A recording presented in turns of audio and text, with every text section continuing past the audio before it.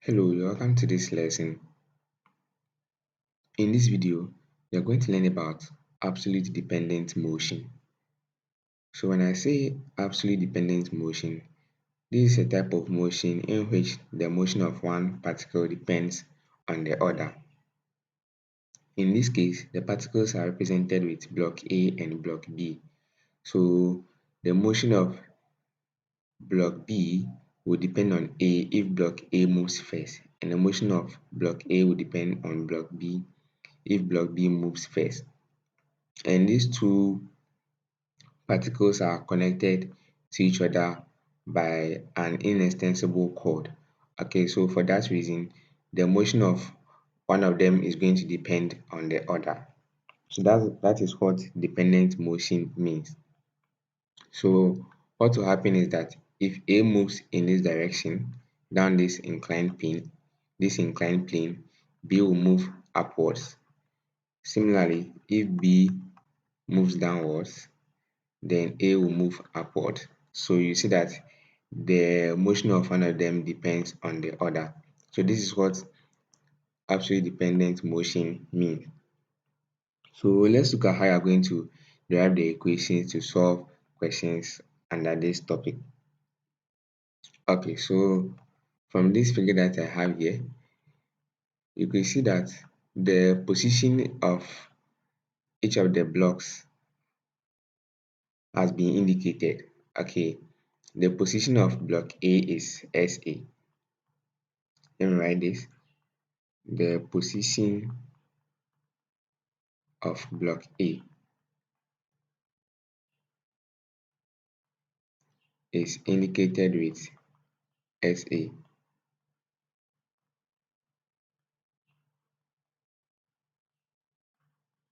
and then that of block B is indicated with SB.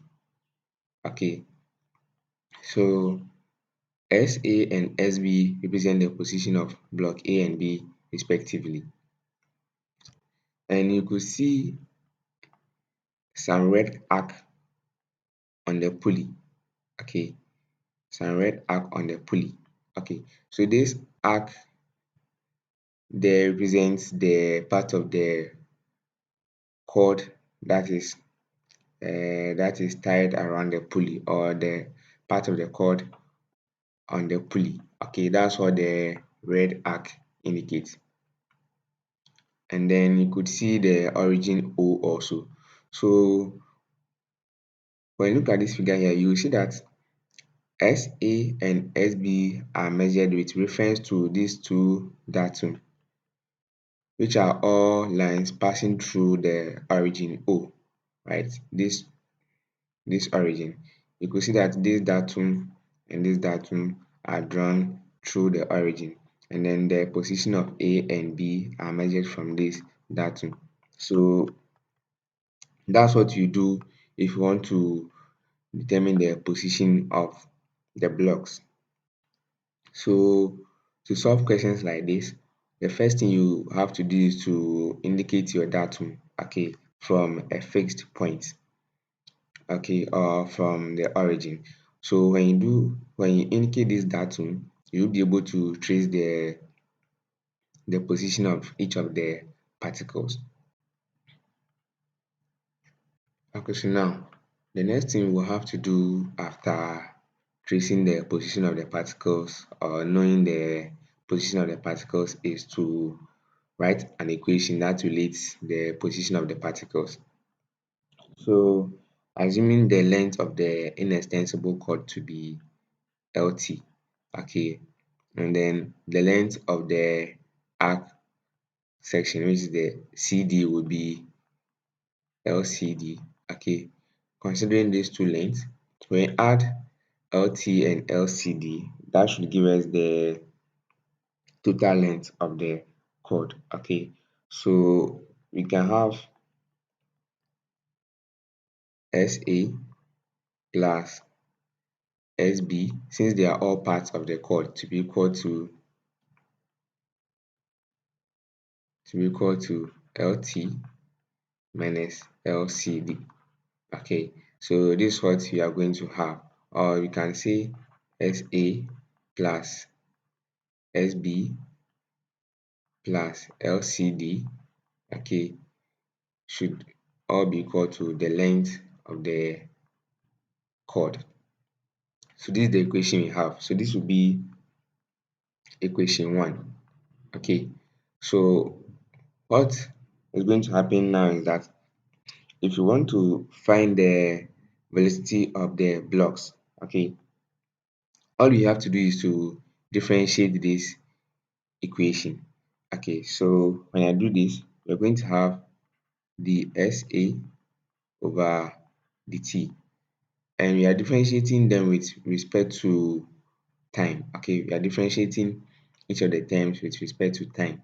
So we're going to have the SA over the T plus the SB with respect to T.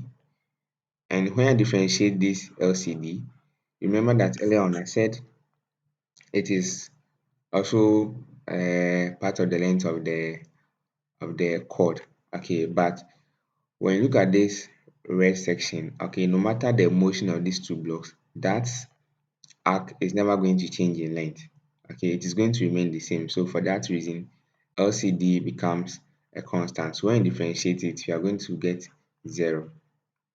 And then LT is the actual length of the chord, okay, and it is inextensible. So that means that the length is constant. So that will also be 0.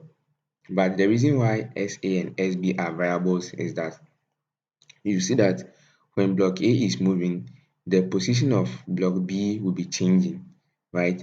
That's when block A is moving downwards, B will be moving upwards, and then this gap here will be closing. So the position will be changing. So SB will be a variable. Same to SA also. So that's why we can differentiate those two variables, which is SA and SB, and we can and then for LCD and then LT, they being 0 because they are all constants. Okay, so now I can write this equation as VA plus VB equals 0. So this becomes our second equation, which is the equation representing the velocity of the blocks. So I can write this equation as VA equals minus VB. Okay, so what will happen is that when you're solving such equations, you have to define the positive direction and then the negative direction.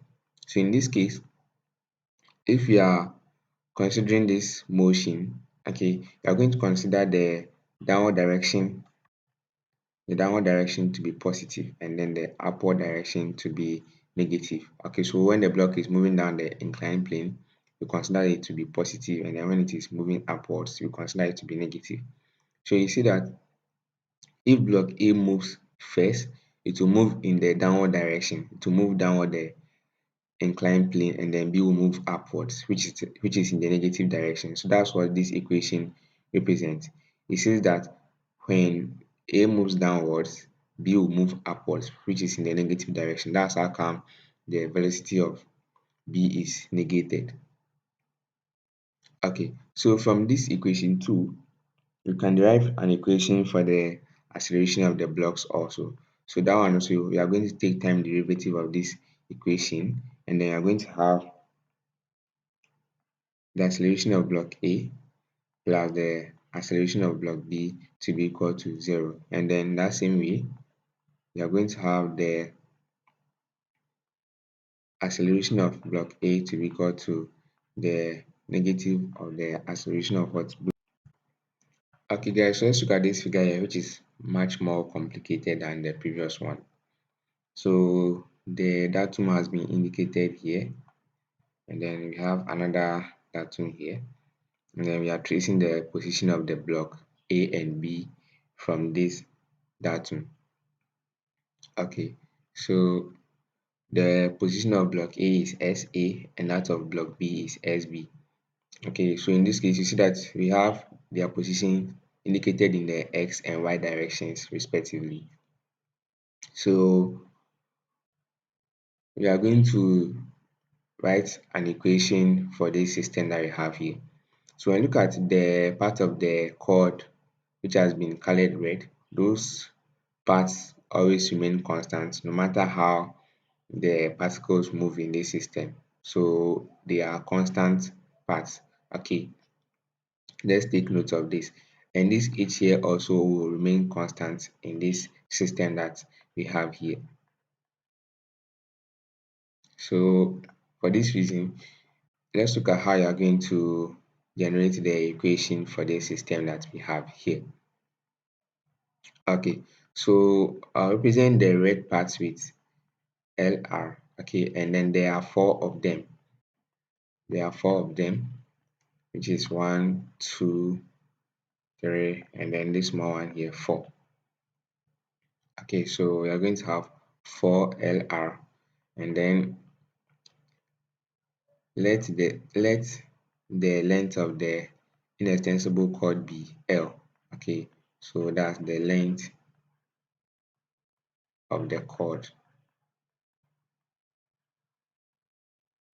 and then this should be the total length of the red parts.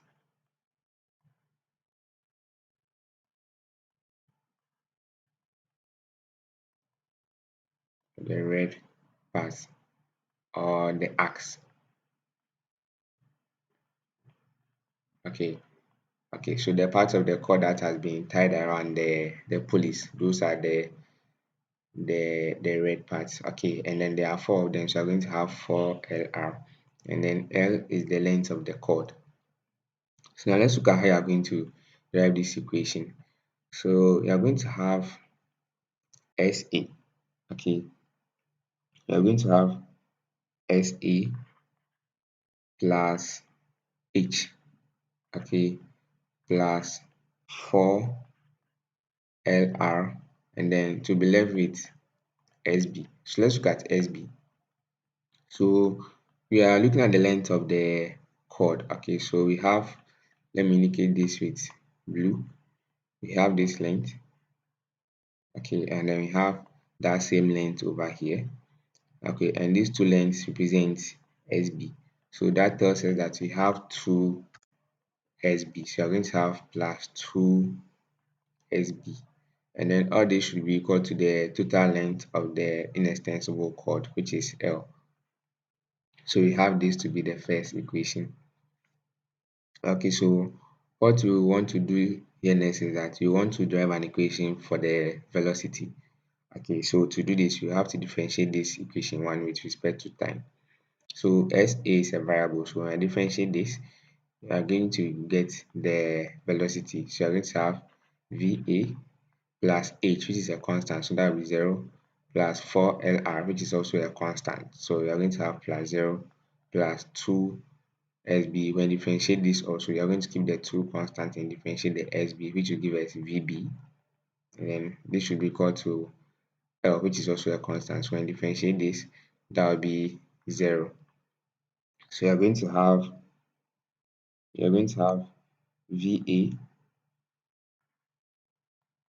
plus 2VB to be equal to 0.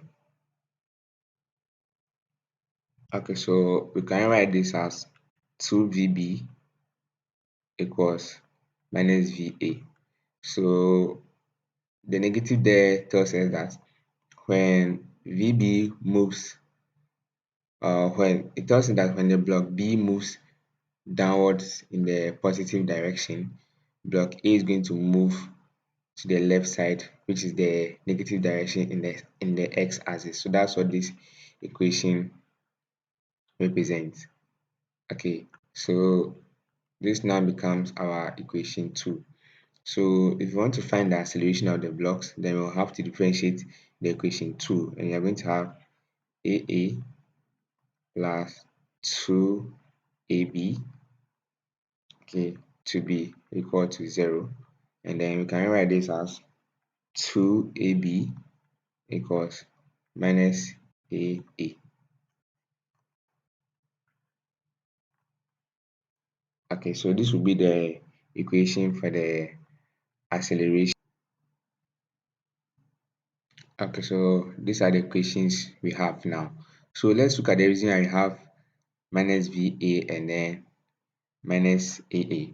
Okay, so what is happening here is that we are defining the downward motion in the y-axis direction to be positive, which means that the upward motion will be negative. And then similarly, in the x direction, moving in this direction will be positive, and then moving in this direction will be negative. Okay, so those are the directions for this case. So what that means is that when B moves down in the positive direction, A will move to the left side in the negative direction. So that's how come we have these negatives here. Thank you very much for watching this video. Please make sure you like and subscribe.